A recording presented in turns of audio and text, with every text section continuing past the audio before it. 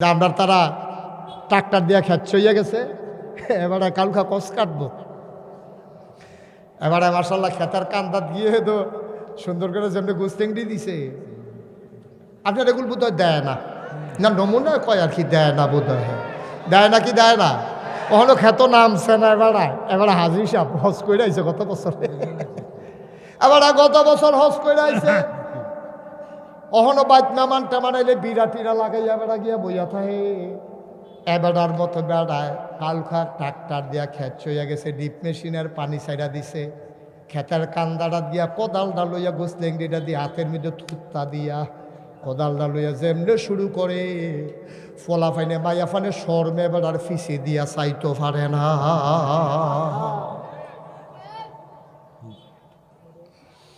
আছে নাকি নাই? এটা যে কবিরা গোনা হইতে আছে আমরা তাদের এই খবরে না। এবার আমি জীবনেও দিছি না। দিলেন ওই ইমামতি না থাকলে, আপনিও দিলেন ওই, আমিও দিলাম ওই ফিরসাবি না থাকলে।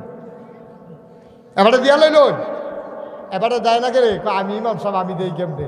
আমি দেই না কে রে? আমি ফির সাহেব আমি দেই কেমনে? তা হাতাটা মনে করছে আমি ফির সাহেব না ইমাম সাহেব, তো আমি দিতে সমস্যা কি?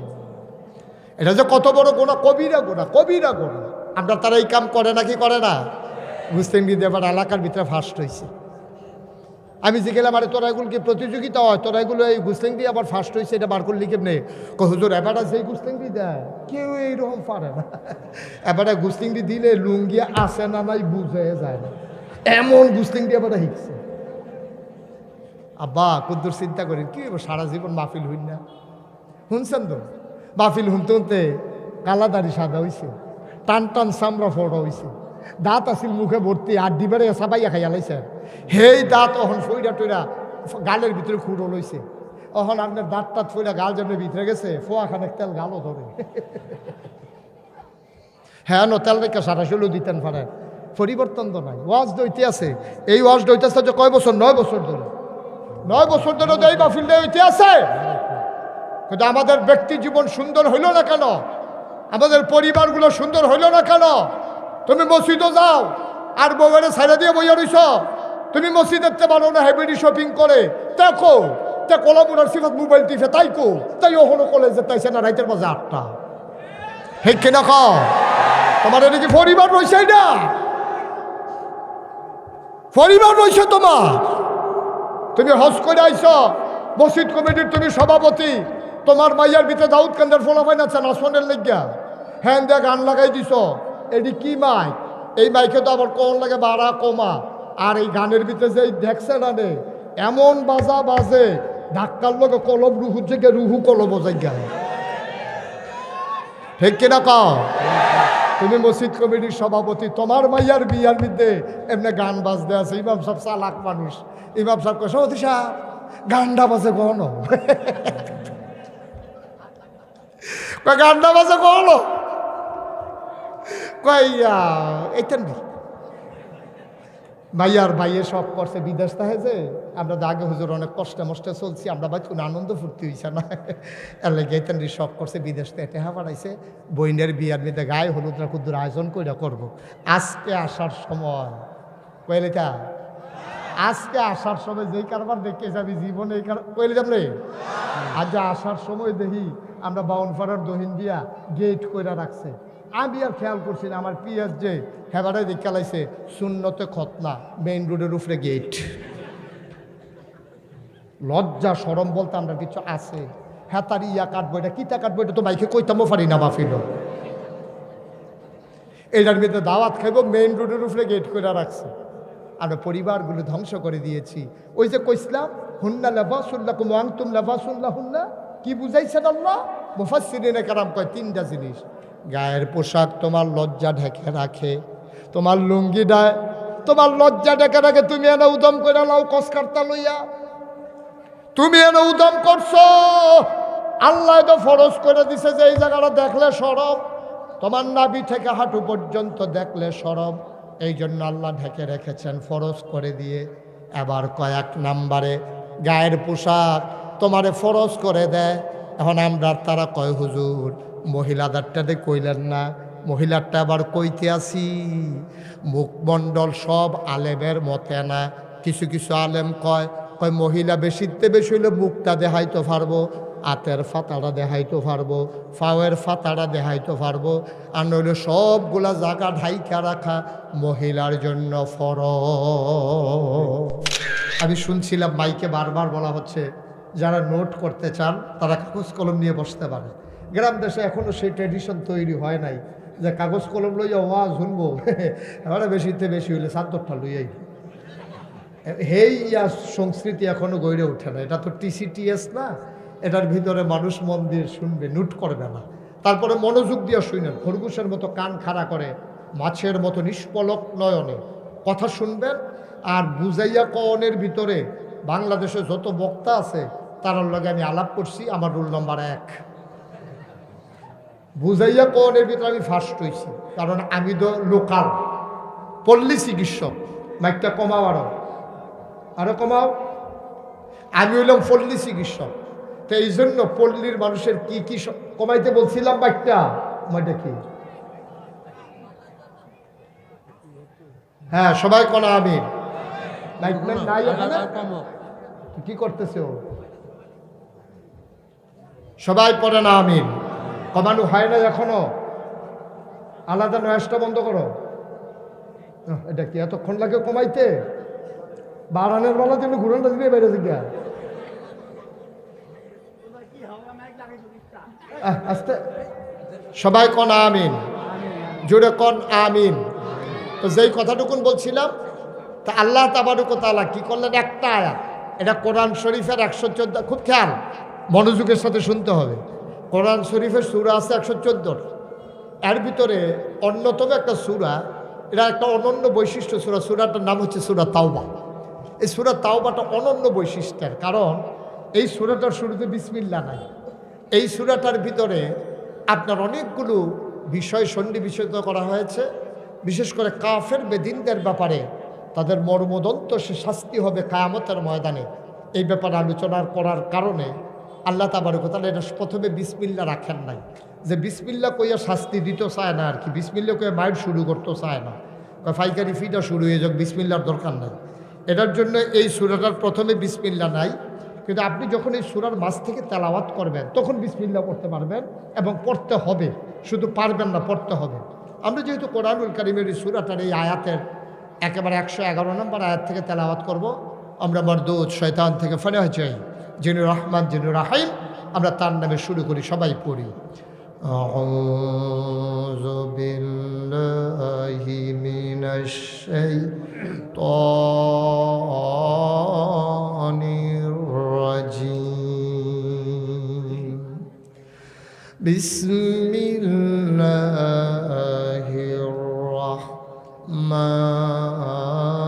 রাহমানির রাহিম।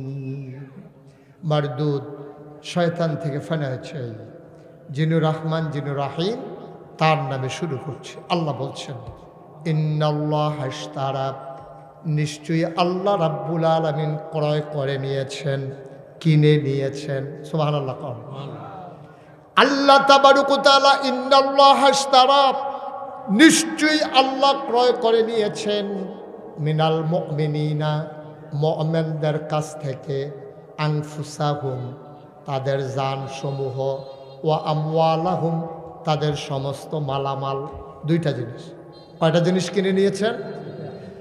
আনফুসাহুম ওয়া আমওয়ালাহুম, তাদের জান এবং তাদের মাল আল্লাহ কিনে নিয়েছেন।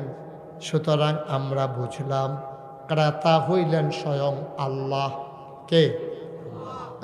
কথা না বললে হবে না তো, এটা কি নতুন নাকি? ক্রেতা কে? আরো জোরে বলতে হবে, ক্রেতা কে? আপনি কইতেন না?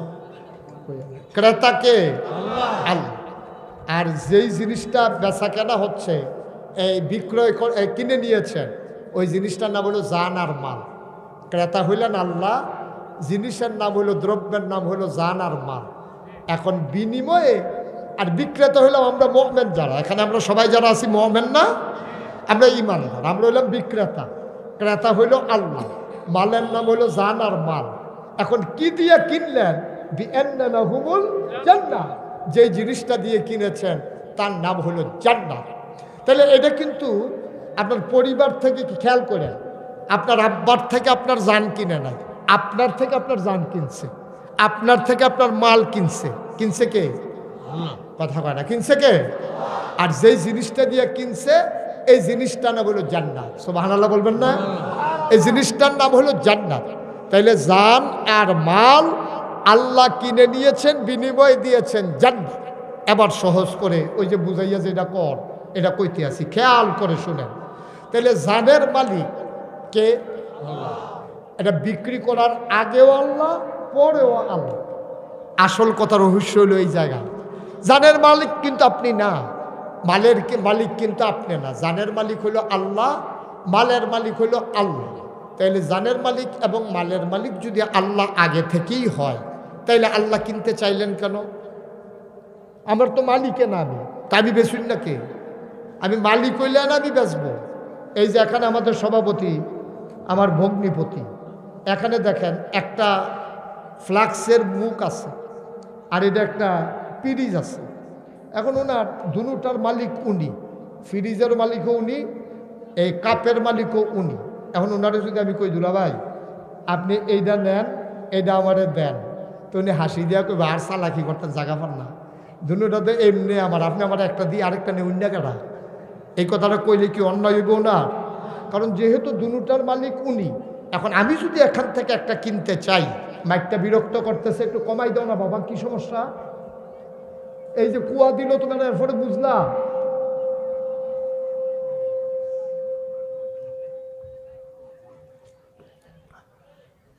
পড়ে না আমিন।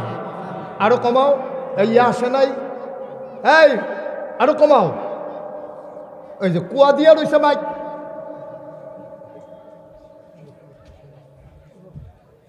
সবাই কনা আমিন। শামসুমি আসে নাই নাকি? শামসুমি আসছে কই? একশো কারবার ওয়াজটা শুরু করতাম, পারলাম না তো, একটা ফ্যাস লাগাই দিয়া বইয়া রয়েছে। আমিন কর, জুড়ে কন, আরো জুড়ে। তাইলে উনি পিরিজেরও মালিক, কাপেরও, খুব খেয়াল করেন, সময় খুব কম। উনি পিরিজেরও মালিক, কাপেরও মালিক। এখন যদি উনার কাছ থেকে আমি একটা জিনিস কিনতে চাই, হয় আমি মাফলারটা দেওয়া লাগবে, নাইলে টুপিটা দেওয়া লাগবে, নাইলে ওনাকে পয়সা দেওয়া লাগবে, টাকা দেওয়া লাগবে, তারপরে আমি একটা নিতে পারবো। মুসলমান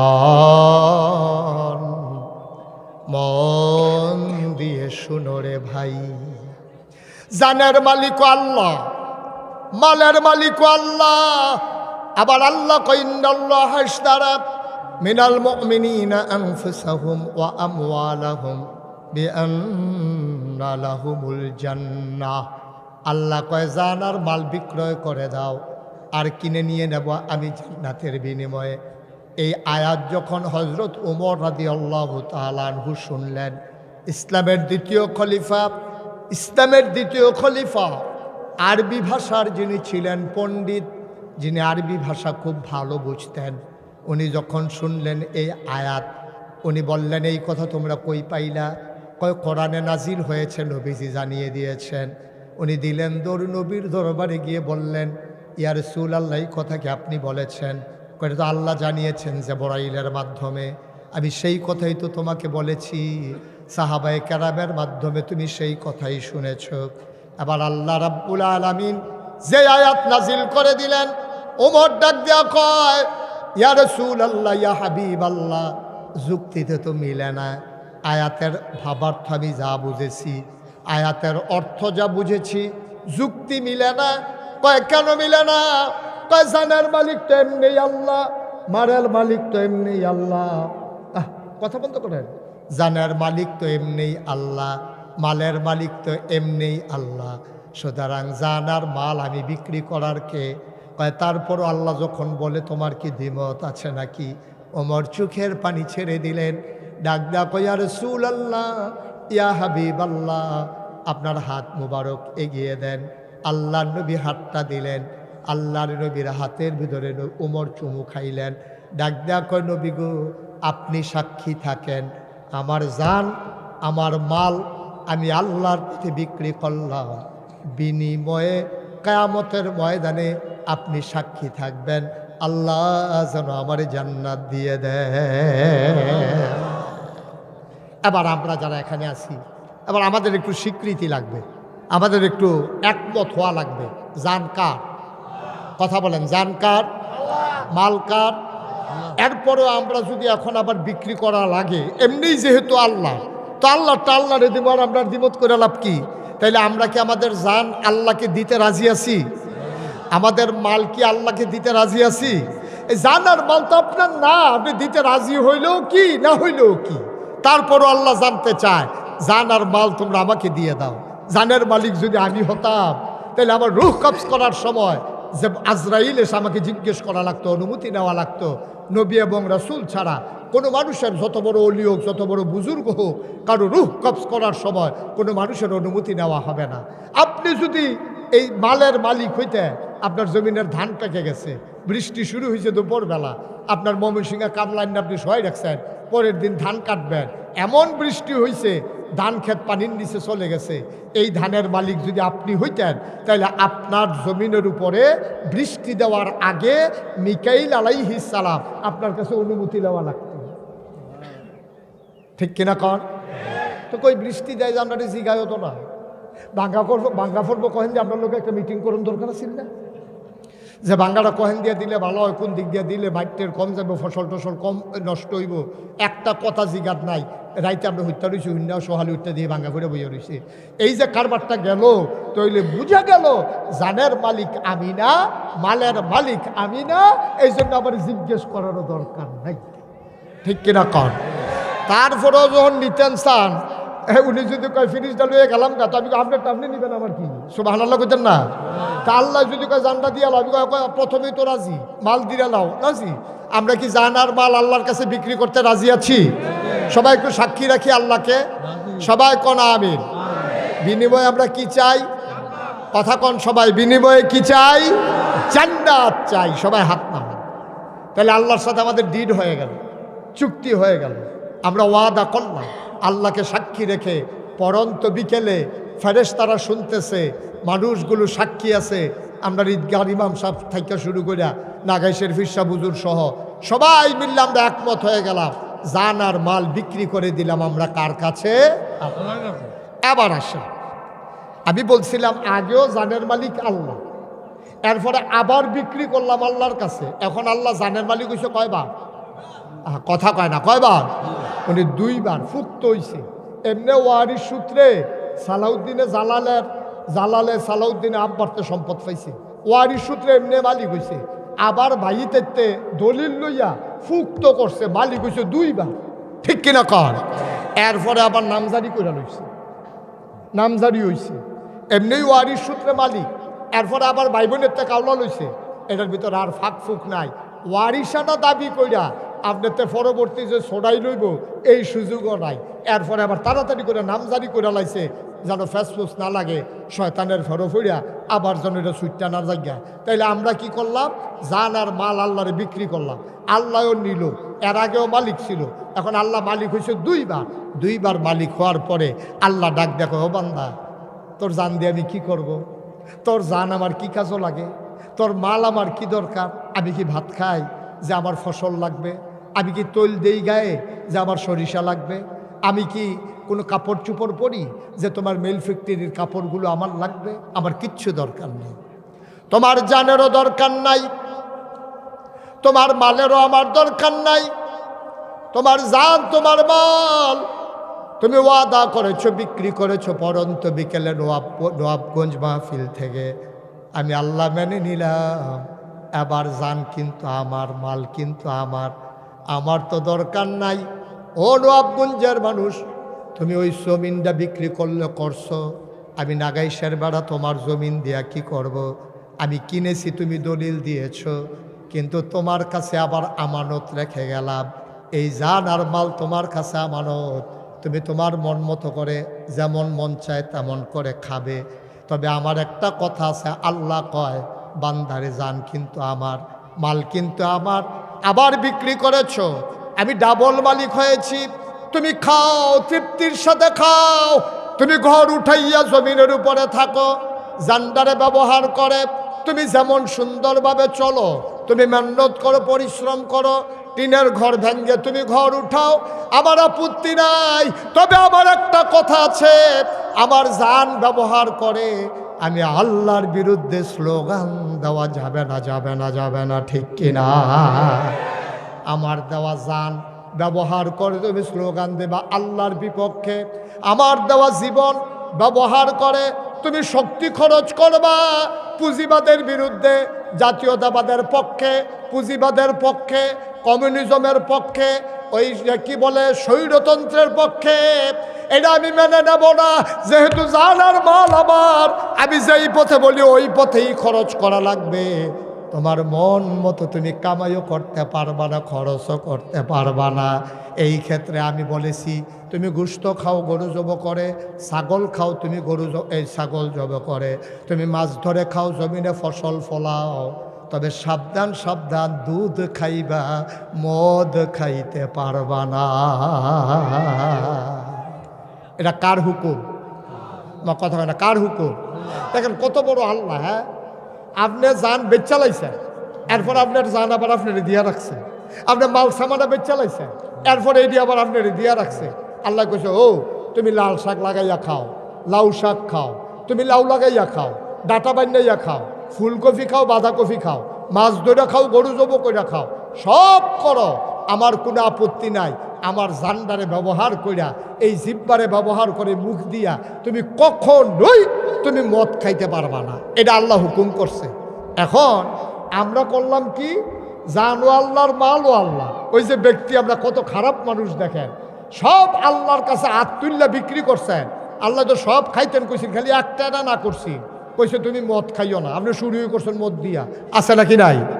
এরপরে কইছিল, ও শুনো, আহল্লাহুল বাইয়া ও হারামার রেবা, আমি ব্যবসারে হালাল করছি, সুদরে হারাম করে দিছে।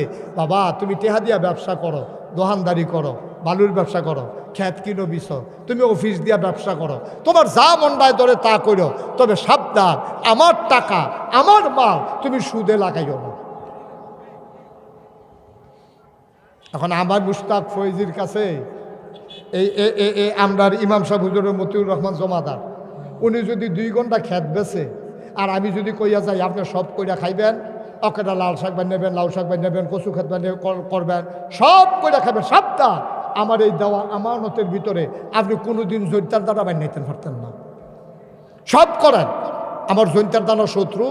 আমি একবার ছোটোবেলা আটতাম লইয়া এই জৈন্তা খেত কাটটা রাখছে, যে কোনাচ্চা কূপ দিয়া আমার ফাও বেড়াইয়া কাটটা লাইছি, আপনি সাবধান, সব করবেন, আপনি জৈন্তা বান নিতে পারতেন না। আমি এবার খেতরা দিয়া, আমি কিনা খেত, আমার কিনা খেত, এবার আমানত দিয়া আমি ফতেহাবাদ ফাড়ুইতাম পারছি না। এটা টিপ টিপ বৃষ্টির ফোড়া পড়ছে, এবার কুবাইয়া ফইলে জৈন্তা হালাইছে। আমি যদি ওখানে আইয়া কই, আপনি এটা একটা কাম করলেন, আপনি একটা কাম করলেন, আমার খেত, আমি তো কইতাম মানে সব কইরা খান, জৈন্তা হালাইয়েন না। আপনি শুরু করলেন জৈন্তা দিয়া, থাক বাবুরে, আমার খেত লাগতো না, আপনার কাছে আমানত লাগতো না, আমারটা খিল ফইরা থাকবো, কাম লাগলে গরুয়ে ঘাস খাইবো, আপনি কেন জৈন্তা বান নিলেন, আমার জমিন আমারে দিয়ালান। এই কথা কইলে কি আমার অন্যায় হইব? কথা কেন অন্যায় হবে? ওনার ওয়াইফের সাথে করবো, ঠিকই আছে, তুমি বেশি না দেন, তুমি তোমার এবারে কইসা না জৈন্তা বান নিও না, তুমি সব করো, জৈন্তা না করছি, তুমি এইটা দিয়ে শুরু করছো, ঠিকই আছে। এখন ফলাফাইন এবার দম খায়, এবার বউও দম খায়, এবারও জিব্বাত কামড় ধরে, সেটা আমি কিতা করলাম? এবার মনে করছে আমি কি আইয়া সেটা দেখাম, নাকাইশের ফির শব্দ গেছে গায়ে দিয়া, জৈন্তে হালাইলে কি আর না হালাইলে কি? আপনি তো মনে করছেন আল্লাহ আপনারা বানাইয়া জান আর মাল আমানত দিয়ে আল্লাহ বোধহয় নাই। আরে না, রাতের অন্ধকারে গভীর আধারে কেউ দেখে না, একজন যিনি দেখেন তিনি কে? সুতরাং তুমি যা করো, তুমি যা দেখো, তুমি যা ভাবো, যা শোনো, সব একজন দেখে, তিনি হলেন আমার আল্লাহ। সুতরাং এই জিনিসটা যদি কলজার ভিতরে গেঁথতে পারো, যে এই অন্তরে কারো প্রতি ভয় থাকবে না। কারণ আমি এখন এসেছি নাগাইশের পীর সাহেব, আমি যখন মাগরিবের ওয়াক্তে চলে যাব, তুমি কুটনায় বসে বসে কি করো আমি জানবো না, আমি দেখবো না, কিন্তু আমার আল্লাহ এমন আল্লাহ, মাঝরাত সবাই ঘুমিয়ে পড়েছে, পাখিগুলো আপন নিরে ঘুমিয়ে পড়েছে, গরুগুলো গোয়াল ঘরে ঘুমায়, নিরাপদ আশ্রয়ে কুকুরগুলো চলে গেছে। প্রিয়তম স্বামী প্রিয়তমা স্ত্রীকে নিয়ে ঘুমায়, ছোট্ট শিশু মায়ের বুকে মুখ রেখে ঘুমায়, কেউ জাগনা নাই। তুমি মাঝরাতে উঠে কি করো? যার চোখ ফাঁকি দেওয়া যায় না, তিনি হলেন আমার আল্লাহ, ঠিক কিনা? 13টা বছর মক্কার 13টা বছর নবীজি এই জিনিসটা মুসলমানদের কলজায় রেডি করছে, ভয়। আমার কথা হয় না, কার ভয়? এখন এবারে যখন কেউ ফিটা দিতে যায় তখন মনে হয় আল্লাহ দেখতে আছে, তখন আর ফিটা না দিয়ে বাইর যাই, সুবহানাল্লাহ কইতেন না? এবারে ফিটা দিতে গেলে চিন্তা করে আল্লাহ দেখতে আছে। এবারে মূলা চুরি করার সময় চিন্তা করে যে কেউ দেখুক আর না দেখুক, ক্ষেতের বেড়ায় না বাইর ফিরতে রয়েছে, কিন্তু আল্লাহ দেখে নাকি দেখে না? আপনি মাছ ধরতেন গেলে মনে পড়ে যে আল্লাহ দেখতে আছে। এই জন্য চুর যখন চুরি করার সময় তার ফুতেরে লইয়া গেছে, রাস্তার ভিতরে ফুতেরে কইছে, ফুতরে তুই এই জায়গায় দাঁড়াই থাকবি, আর কেউ আইতো লইলে তুই সিল্লান দিবি আইয়ে রে কইয়া। এই চিন্তায় ফুতের খেলা করাইয়া হেবারে গেছে চুরি করতো। ফুতে চতুর্দিকে চাইয়া সেরা এই তার বাহে যখন মাত্র ঢুকবো এমন সময় সিল্লান দিছে আইয়ে রে। হ্যাঁ বেড়াও দৌড় দিয়েছে, কি আইয়ে? বাবা আমি তো ডাইনে চাইছি, বামে চাইছি, সামনে চাইছি, পিছে চাইছি, কেউ তো আইয়ে না। হঠাৎ করে আকাশের দিকে নজর গেল, মনে হইল আপনি যে ঢুকতেছেন আমার আল্লাহ দেখতেছে। সুবহানাল্লাহ বলবেন না? মুসলমান মন দিয়ে শোনো, ব্যক্তি জীবন নিয়ে কথা বললে দীর্ঘ সময় বলা যাবে, সেইটা আমার উদ্দেশ্য না। তাহলে আল্লাহ তাবারক ওয়া তাআলা যেমন করে চাইলেন, ও ব্যক্তি, ও মানুষ, ও কলিমুদ্দি, ও সলিমুদ্দি, ও আব্দুর রহিম, ও আব্দুল কুদ্দুস, তোমাদের কাছ থেকে জান আর মাল আমি কিনে নিলাম, বিনিময়ে কিন্তু জান্নাত দিয়েছি।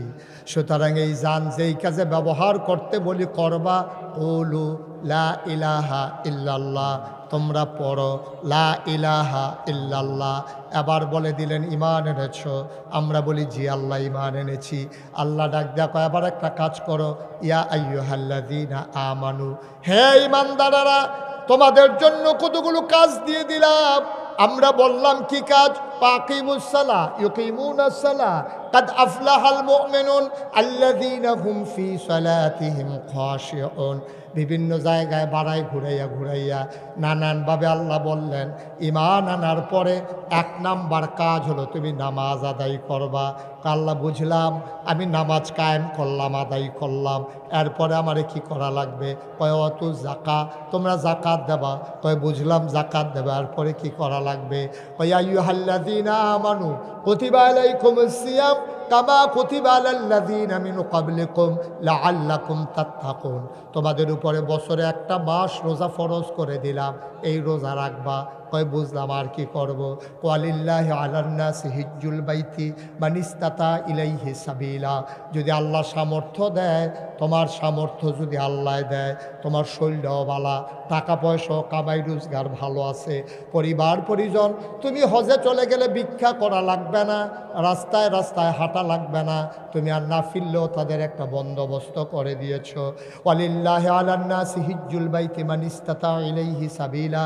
তোমরা যখন আল্লাহর ভয় অন্তরে পয়দা করেছ আর যখন পড়ে নিয়েছ লা ইলাহা ইল্লাল্লাহ, তখন তোমাদের উপরে এই কাজগুলো আমি ফরজ করে দিলাম।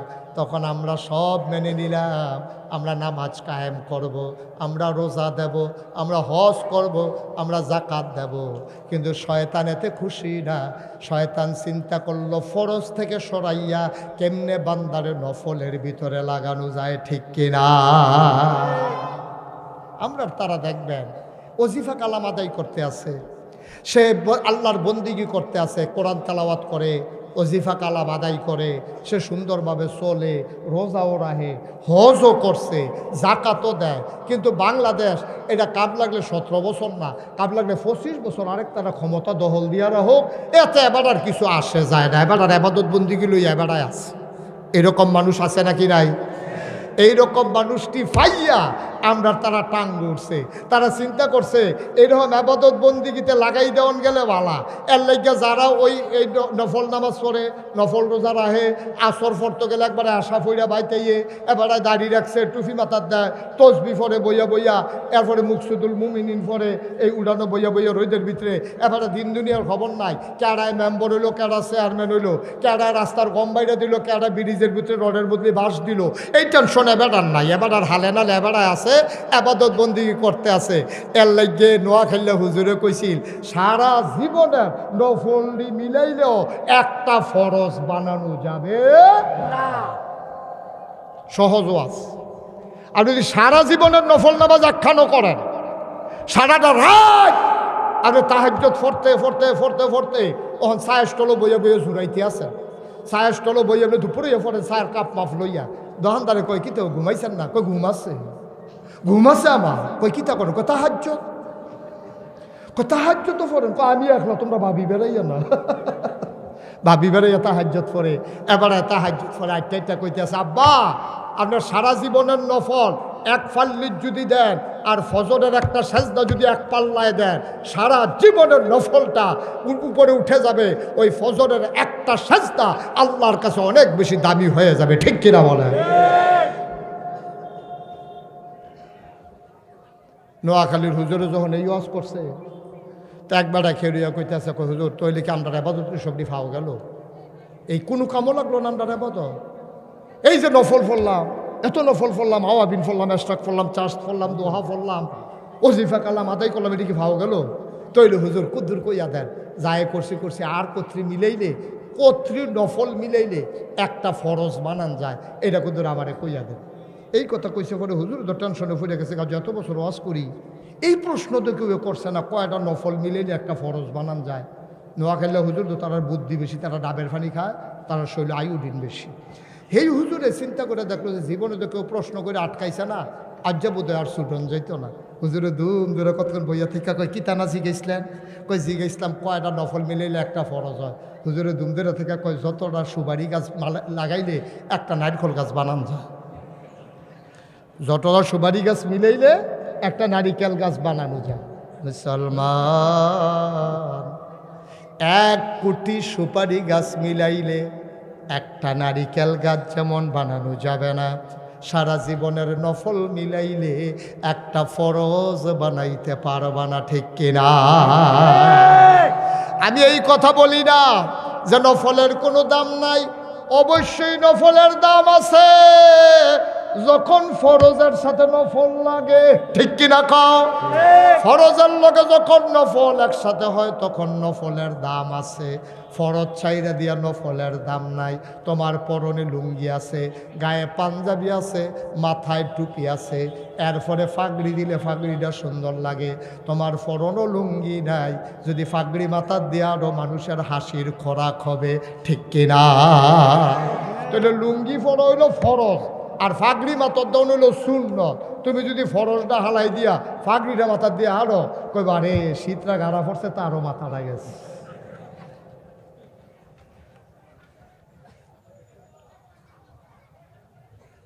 অনবগুঞ্জার মুসলমান মন দিয়ে শুনো, প্রাণ ভরে শুনো। তাহলে 1 নম্বরে আমরা পেয়ে গেলাম, ব্যক্তি জীবনে ভালো হতে হলে অন্তরে ভয় থাকবে বেশি, যার তিনি আমার আল্লাহ। ঠিক কিনা? মায়ের ভয় অন্তরে থাকবে স্বাভাবিক, কিন্তু কিয়ামতের ময়দানে মা বিচার করবে না, বাবা বিচার করবে না, পীর সাহেব বিচার করবে না, মন্ত্রী করবে না, এমপি করবে না, পুলিশ করবে না, র্যাব করবে না, গোয়েন্দা করবে না। বিচার করবেন যিনি, তিনি আমার আল্লাহ। সুতরাং আল্লাহরে ভয় করে করে তুমি 3টা কাজ করবা। 1 নম্বরে যা করবা তুমি মনে করবা আমার আল্লাহ দেখতেছে। 2 নম্বরে তুমি যা বলবা মনে মনে বিশ্বাস রাখবা আল্লাহ শুনতেছে।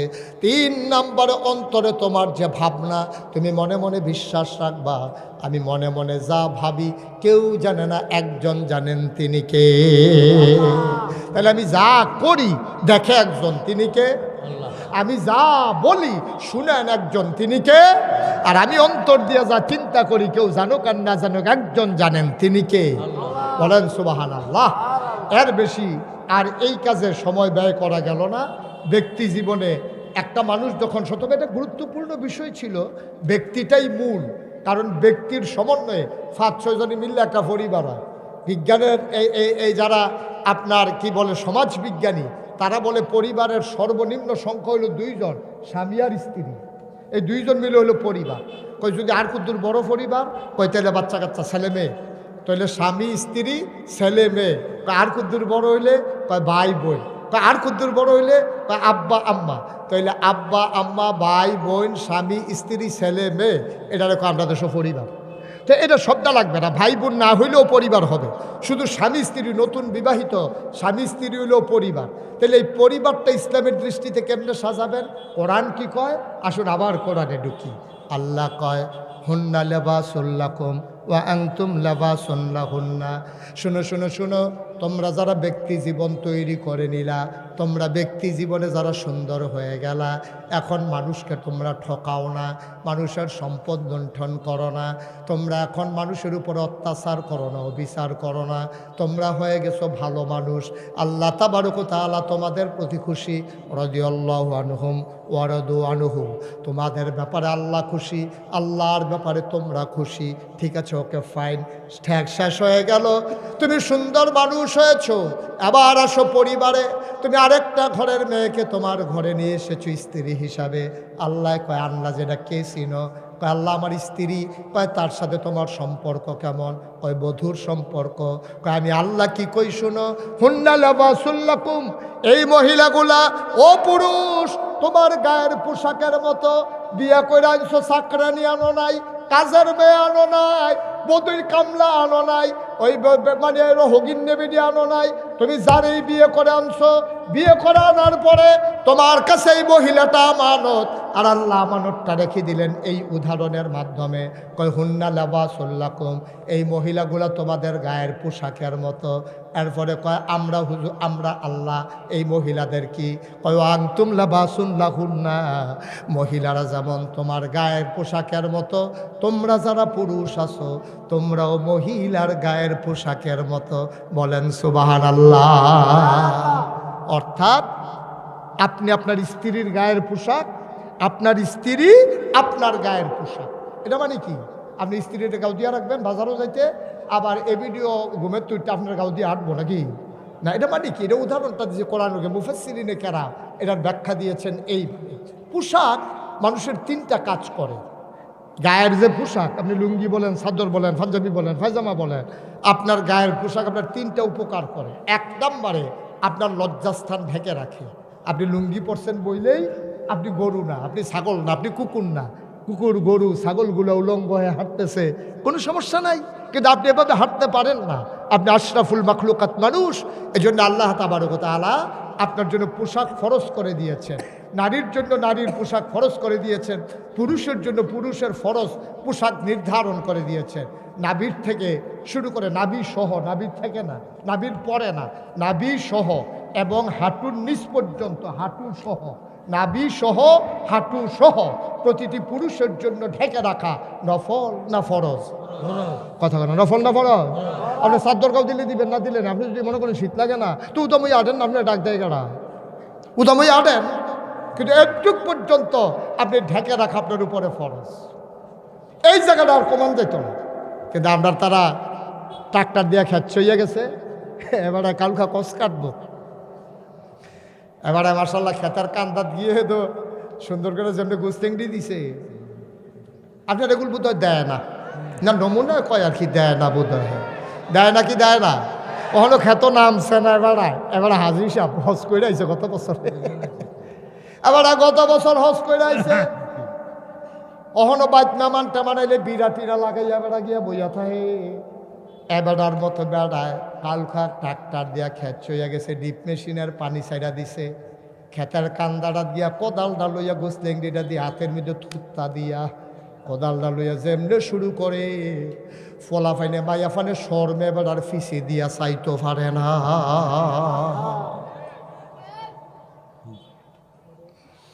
আছে নাকি নাই? এটা যে কবিরা গুণা হইতে আছে আমরা তাদের এই খবরে না।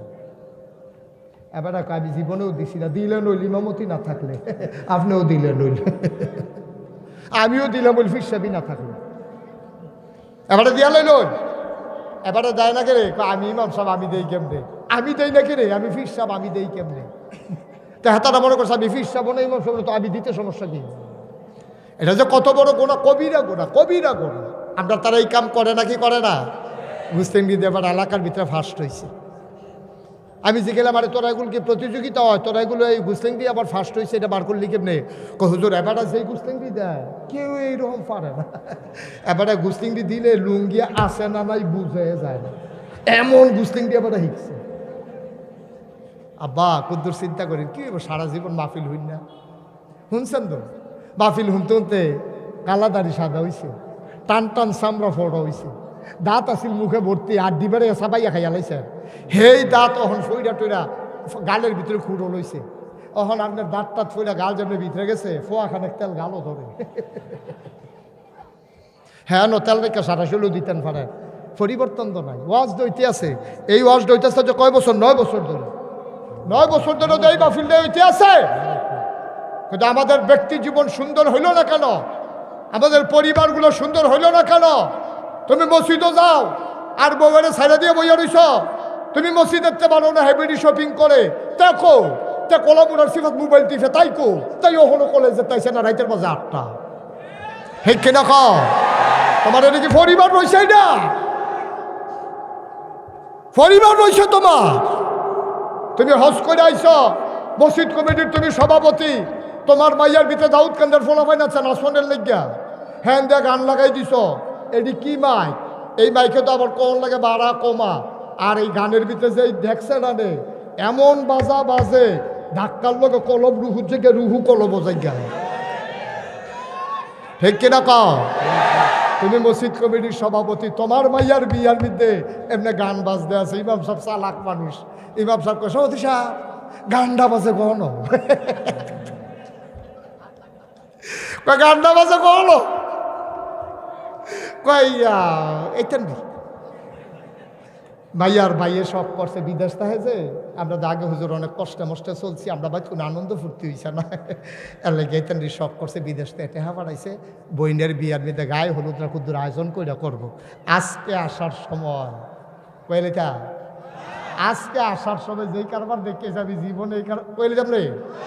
আজ আসার সময় দেখি আমরা বাউনপাড়ার দহিন দিয়া গেট কইরা রাখছে।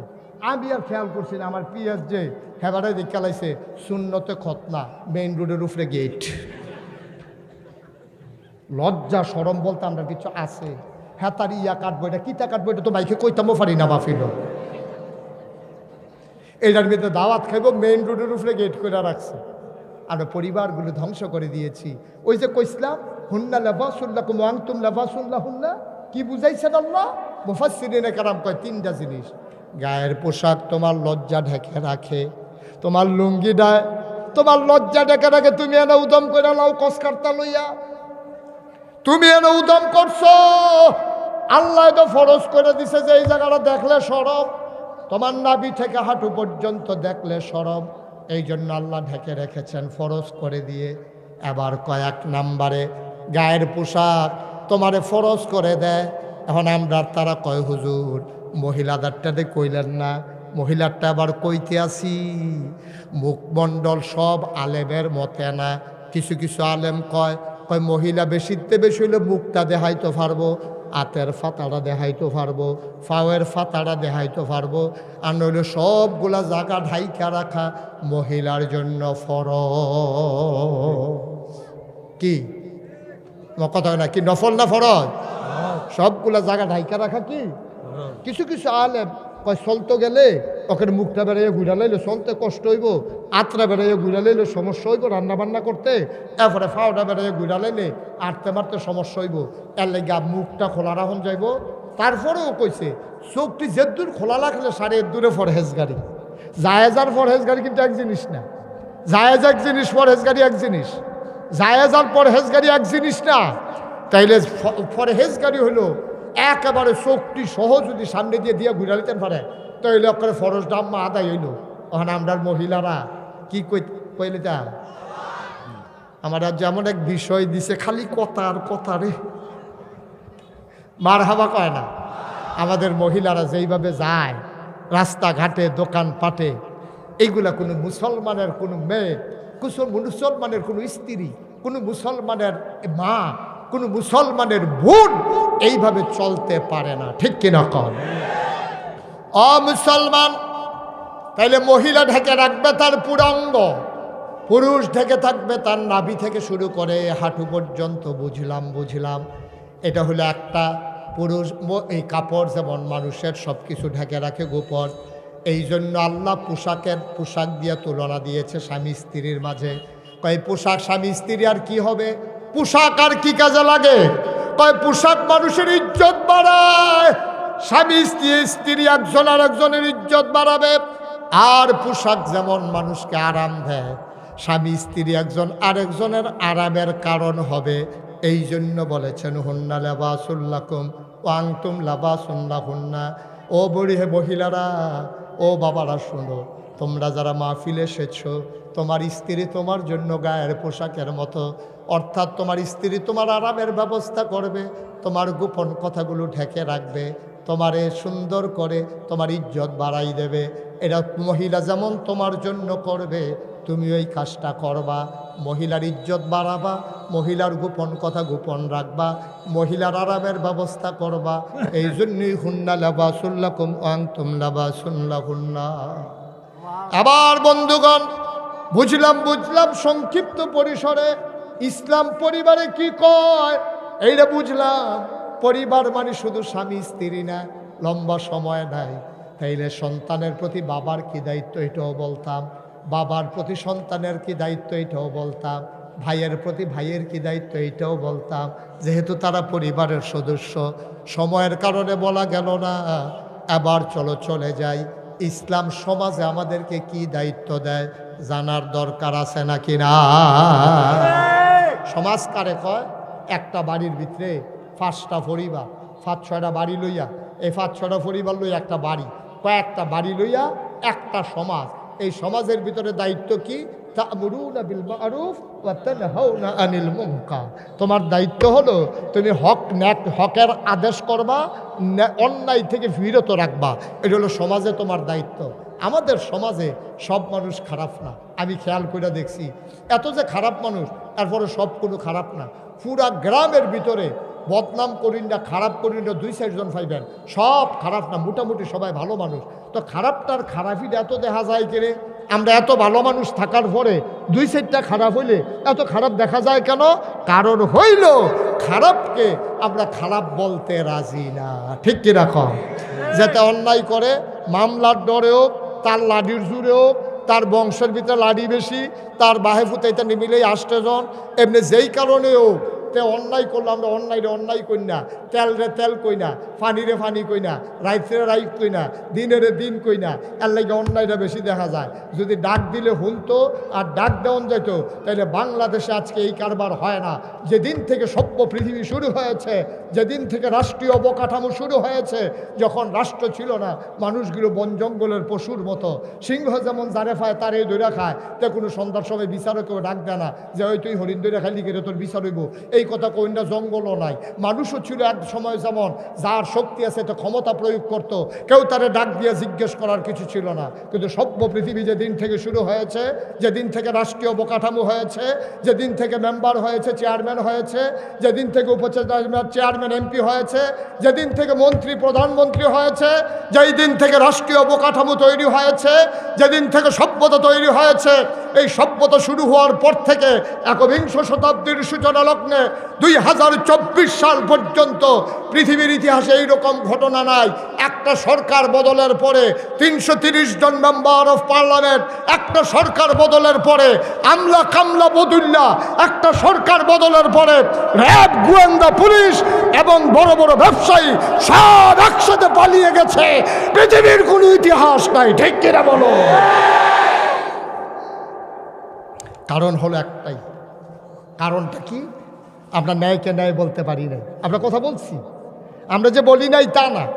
নবাবগঞ্জ মাহফিলে তো আমি আরও 2 বার আসছি, আমি তখন কথা বলি নাই, আমি অনেক শক্ত শক্ত কথা বলেছি, আমি নেতাদেরকে পাশে বসাই রেখে কথা বলেছি।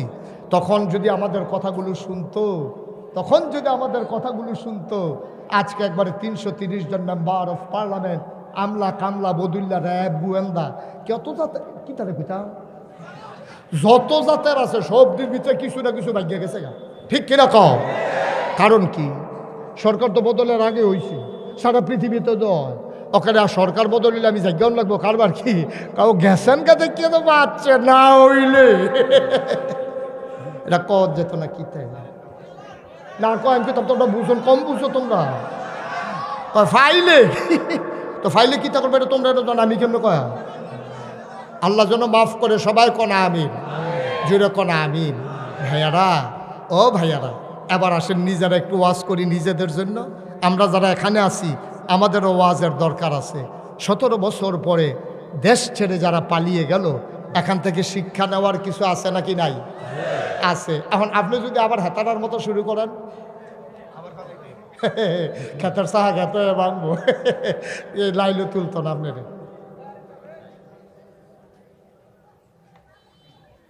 কেউ লাইলে তুলতো না আপনারে, আপনাকে এখানেই শেষ করা হবে।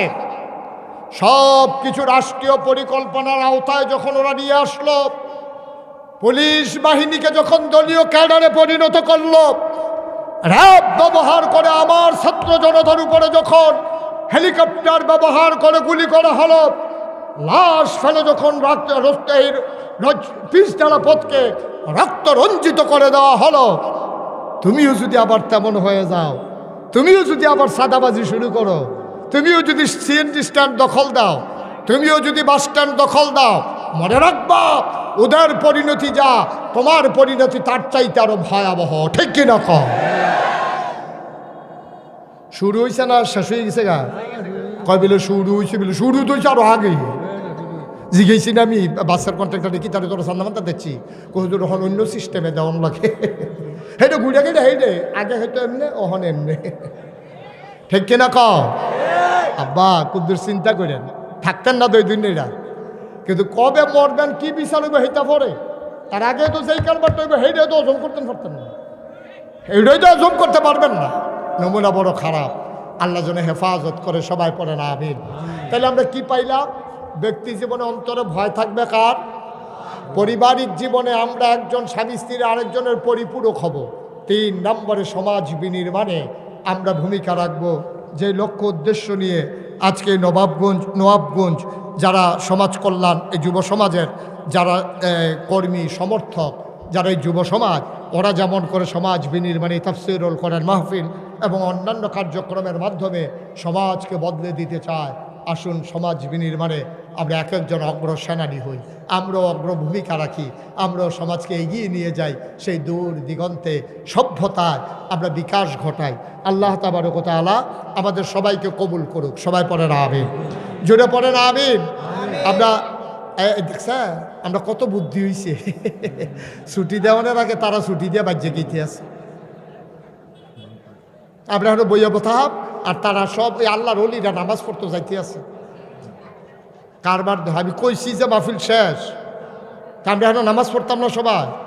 আমাদের সম্মানিত সভাপতি, আমার ভগ্নিপতি মৌলানা মতিউর রহমান আদা, উনি অসুস্থ হয়ে আজকে আইসিইউতে আছে, মারাত্মক সমস্যা, হ্যাঁ খুবই অসুস্থ, মৃত্যু আর জীবনের সন্ধিক্ষণে তিনি দাঁড়িয়ে আছেন।